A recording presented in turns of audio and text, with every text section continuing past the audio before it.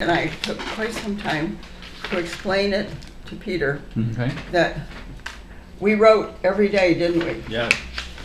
And that was a commission that I had made to him when he asked me to marry him. That I would write. That was my promise to him. I didn't promise I would marry him particularly at any time, or et cetera, et cetera. But my idea was that I would wait for him, I would marry him. Now, we are, and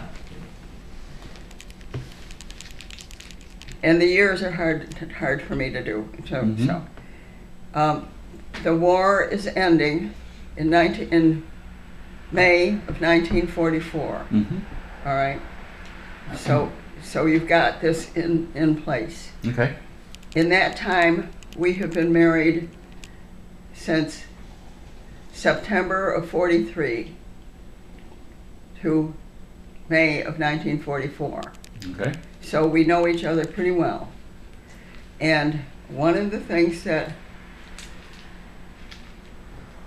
I don't know how to tell you this, but I think it's true. We both were smart. We both are smart. We work against each other, but we work with each other. Okay. And there's plenty of times when himself over there went on his own way. And one of the things that he did that was important to me, important to him, was that he could trust me. And it was the trust, but you couldn't trust him. It was the trust that he did not have with his family. Okay. And I was now, is that true? Yes. It is true. I wrote to him, he asked me to marry him.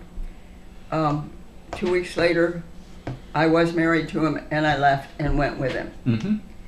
And over that time, we wrote to each other daily when we were apart.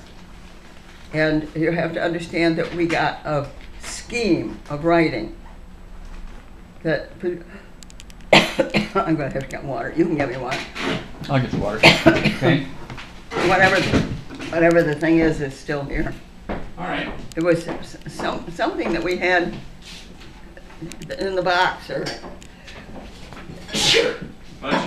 yeah, I can still feel it. You have a good pink tummy. Yes. Okay. Here you are. We worked up, thank you. We worked up a scheme of how to write to each other.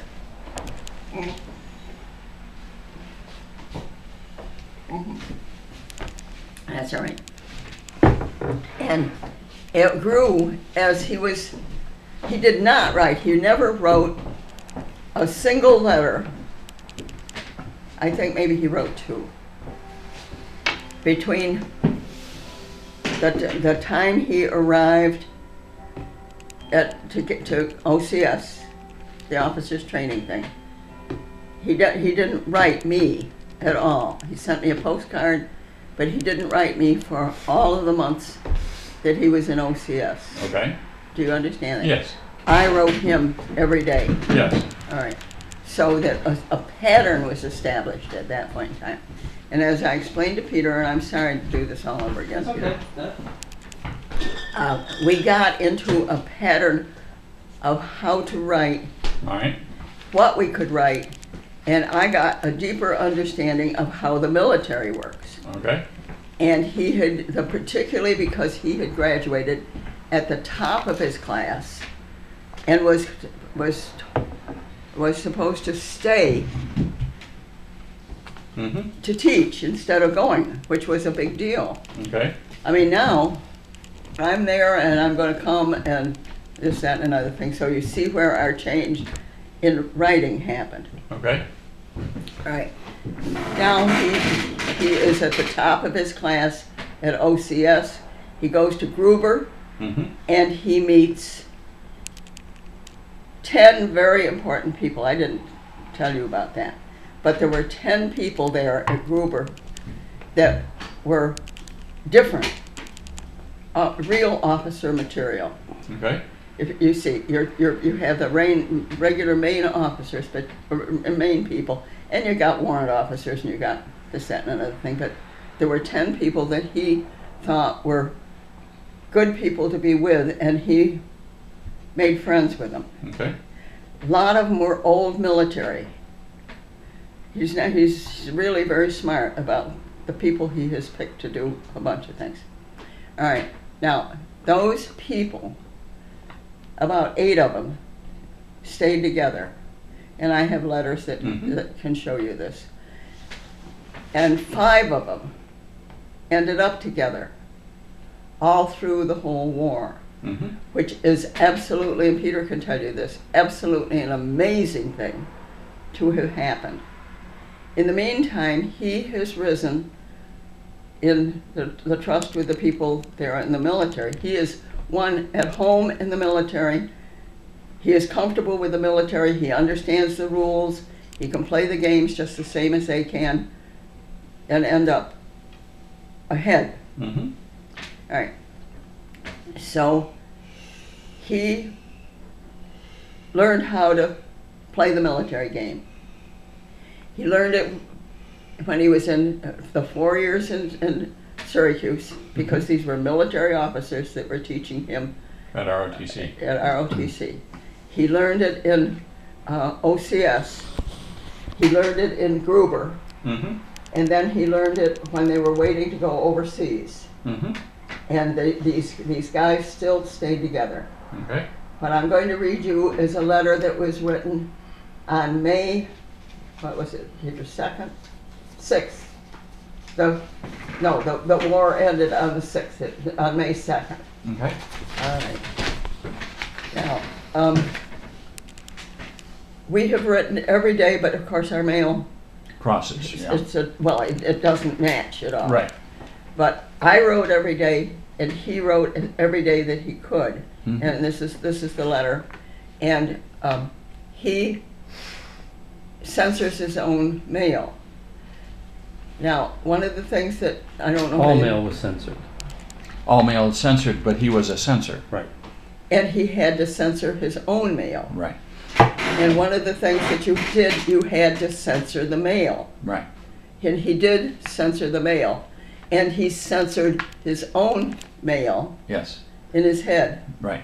Which is what I want you to understand when we're reading this letter. All right. That this letter is so that the warrant officer who comes in and decides to look it over, see whether he really is, the warrant officer thinks this is simply a personal letter without information, but he is giving me a whole lot of information, and if you listen carefully, he is also word playing with this. And I knew it at the time. I knew it when I got the letter, and I had had a lot of other letters in which he did this. It's game playing with him, in which he plays this kind of game. All right. As I remember, the last letter was written south of Nuremberg on the road to Munich. As you have seen, Munich is now a town of the past. It was probably the easiest ones to fall to us yet. Whether away now is a question. I'm not sure if the war does not end in a day or so, that it will ever end. Much to my surprise, Jack Westbrook and Mac, remember them, those people? Yes. Okay. And Jack and Mac were people I knew. I'd met them in Gruber. They came to my house and had dinner with me, and they went overseas together, and they had gone through the whole war together. Then this happened, and they were wounded. Much to my surprise, Jack Westbrook and Mac both came back to the company, both in the best of health. This means that for the first time since I took over the company, I have my full quota of first officers, which also reminds me that in my last letter, I mentioned that I had trouble with the shit that was flying and had put in for a transfer. And also that I didn't think that it would be necessary to push it through. It boils down to the fact that one of us had to go, either the colonel or I. Naturally, I expected it would be me. It wasn't. The colonel has gone. Mhm. Naturally, we were where, we don't know, but he is no longer in command of the regiment, and his successor and I seem to get on fairly well, so I imagine that I'll stay around a while longer. Strange are the ways of life. Mhm. Now you see, so far, he's hit about 3 different subjects. Mhm. All right. Last night, my first shipment of hair oil arrived in perfect shape. My dandruff is nearly all gone already, and Russ and I had a fine dinner. Russ and I had a fine dinner with a combination of your package and one he got. Now, this is one of the things that is so interesting, is that there were 5 men in charge. He's the top. Russ is down on the bottom. Russ had been trained coming up and had been made an officer. Mhm. And that was regular, it was not the same as the rest of these guys who were trained. All right, and so there was Jack, and there's Mac and Jack and Wes and Johnny Bolt Mhm. and Russ. And it was interesting that he and Russ were eating together, shared the things. This was information that was being given to me. Mhm. Can you see how it was?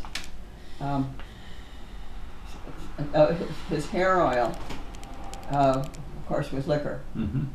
you know, and et cetera. And they had a fine dinner in the combination of your package and one that he got. So now he and Russ are together. Mhm. So you can see there's another piece of information here.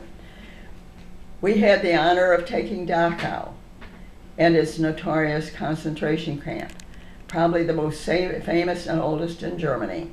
I didn't see it myself, avoided it as a matter of fact. But many of the men, including Johnny Bolt, did. Mhm. Now, I didn't find out until recently that Russell went in, turned around, and came back out, Mhm. in spite of all he said, Mhm. and he knew what it was, but he left. Mhm. Johnny Bolt stayed. Johnny Bolt, and I explained this to Peter, was brought up as a rich South Carolina prep school Mhm. kid from a wealthy family who Mhm. believed in honor. And I liked him very much. He was smaller than the others, but he was smart, and he was very, very much a gentleman, and he Mhm. was very nice to me. He committed suicide. Mhm. He had a wife and a new baby, and he committed suicide. And he stayed at Dachau, and I think Russ and I both believe that he Mhm. never got over the Mhm. things that he saw. All right. And if they didn't say it in words, how can I say it? How can I write it? Suffice to say that all the stories and pictures you've seen and heard about such places are true. There are plus many other equally unbelievable. The usual crematorium with so many more, the usual crematorium with a room full of bloodless corpses waiting for their turn, carrying carloads and a mile of them, loaded with those who starved to death, bodies where they fell in graves that they themselves had dug, and it all was true. And then to enter Munich with the people waving flags and laughing and crying. It's hard to understand how the two fit together. And of course, you know that his Jeep was the first one in, Mhm. and that the man was at the top of the stairs holding the surrender. Right, George? Yeah. Walked down the stairs and handed it Mhm. to George. My radio still serves me faithful and has repaid itself already. Usually there are no lights or heat or water where we go, but occasionally we do get into a place where they go out. And then we usually, which doesn't bother us much anyway, because we have little German generator which we start and set at a desired voltage of 250 and plug it into the house, and we have all the lights we need. You wouldn't believe the variety of weather we've had, and that was all from what we were sure was indeed summer to what we got last night, which was 4 inches of snow. Now I want you to see how he has changed the subject. Mm-hmm. Every single, can you see looking back? Mhm.